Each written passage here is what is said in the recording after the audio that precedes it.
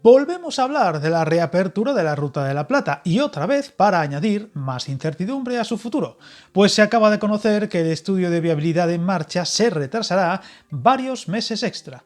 Un estudio de viabilidad para la reapertura de este corredor entre Cádiz y Gijón que debía acabar en febrero de este año, pero que como ya se esperaba se ha ido dilatando.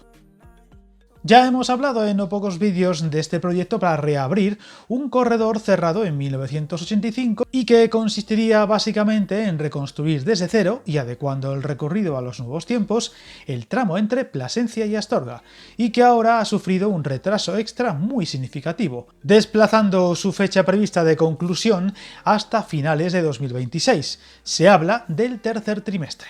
Retraso que ya se daba por hecho hasta finales de primavera o comienzos de verano, pero donde estos meses extra han descolocado a muchos, al no darse explicaciones del motivo. Una práctica demasiado habitual en estudios de viabilidad, donde raro es el que no tiene un plazo, casi siempre, casualidad, 2 años, y casi siempre, qué curioso, acumulan retraso de no pocos meses. En algunos casos aplazamientos desesperantes que añade malestar o incertidumbre a este tipo de proyectos, que en muchos casos, como el que toca, tiene detrás una gran reivindicación ciudadana. Viajar en tren nunca fue tan fácil. En trenes.com encuentra y reserva tus billetes de Renfe, Wigo, Irio y muchos otros países europeos. Vive experiencias únicas a bordo y recuerda, si vas sobre raíles, está en trenes.com.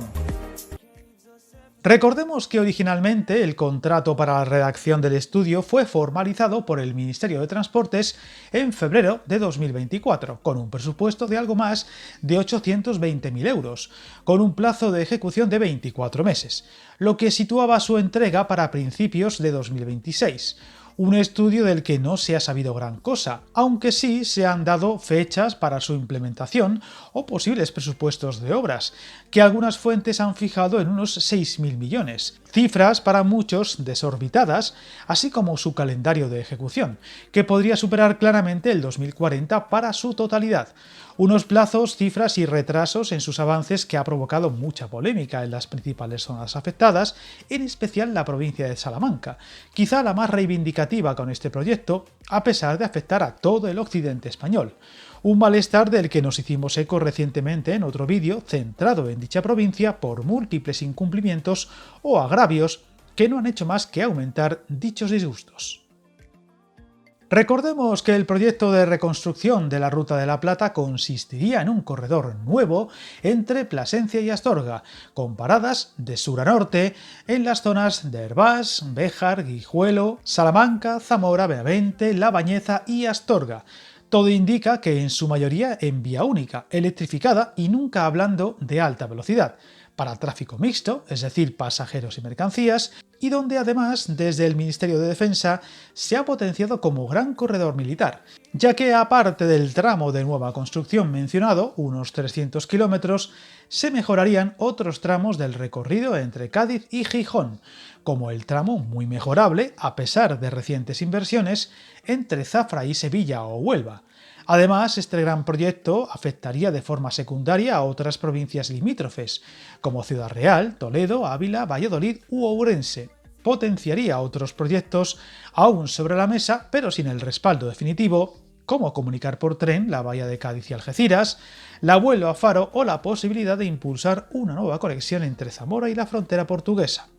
Muchas sinergias, de una forma u otra, que parece hacer imposible su no aprobación, a pesar de las dudas y reticencias en las zonas afectadas, y donde este retraso causa aún más recelo. Si bien a día de hoy no ha habido pronunciamiento alguno desde Transportes sobre su posible resolución, ni positiva ni negativa. De hecho, más de uno entiende que el hecho de que este estudio se retrase evidencia que se está tomando muy en serio y que no ha sido una excusa para tumbar el proyecto. Pero solo el tiempo dirá quién tiene razón. Lo cierto es que este es otro ejemplo más de la falta de rigor y seriedad a la hora de ejecutar estudios o proyectos que rarísima vez, cumplen los plazos. Así que solo toca tener una dosis extra de paciencia y confiar en que en otoño tengamos buenas noticias y las podremos contar. Seguiremos muy atentos. Suscríbete al canal y recuerda que el camino más largo se inicia con un primer paso.